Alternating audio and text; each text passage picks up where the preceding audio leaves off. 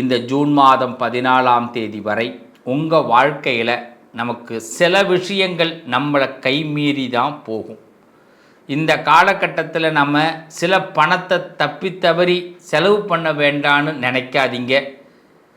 நம்ம போடுற கணக்கு ஒன்று, நடக்கிற கணக்கு ஒன்று.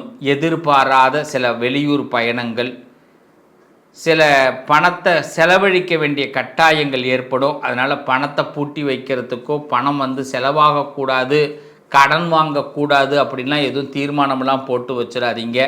நீங்கள் சுகர் சாப்பிடக்கூடாது, நான் இனிமேல் என்டர்டெயின்மெண்ட்டான விஷயங்கள்லாம் ஈடுபட மாட்டேன், செல்ஃபோனை தொடமாட்டேன், நான் ரிமோட்டை தொடமாட்டேன்லாம் ஒரு உறுதிமொழியெலாம் எடுத்துடாதீங்க. ஒரு நாள் கூட அந்த உறுதிமொழியை தாக்கு பிடிக்க முடியாது, மறுநாளே மாறிடுவோம். ஸோ ஜூன் மாதம் 14ஆம் தேதி வரை மிகப்பெரிய முடிவுகள் எதுவும் எடுக்காதீங்க. நான் சொன்னது சின்ன விஷயம். இதை தொழில் சார்ந்த விஷயத்திலையும் குடும்பம் சார்ந்த விஷயத்திலையும் வீராப்பாக ஏதாவது வார்த்தைகளை விட்டு அதை செய்ய முடியாமல் அப்புறம் தலை குனியறதுக்கு கூட வாய்ப்பு உண்டு. எதுக்கு நம்ம வார்த்தையை விடுவான, எதுக்கு நமக்கு இந்த நேரம் நம்ம வார்த்தைக்கு ஒரு மதிப்பு கிடைக்காது.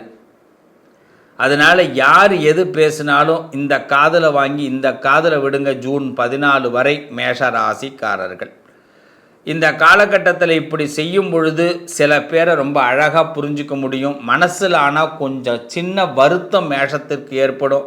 இந்த உலகம் நாம் நினச்ச மாதிரி இல்லையா, எல்லாத்துக்கும் நம்ம ஒரு விஷயத்தை எதிர்பார்க்குற மாதிரி இருக்கே, என்ன ஆண்டவா இப்படி என்னை சோதிக்கிறேன்னு தோணும். ஆனால் அந்த இடத்துல சிவபெருமான் உங்களுக்கு நல்லதை கொடுப்பார். சிவனை வழிபாடு பண்ணுங்க. இந்த வாரம் சிறப்பு ஏற்படும்.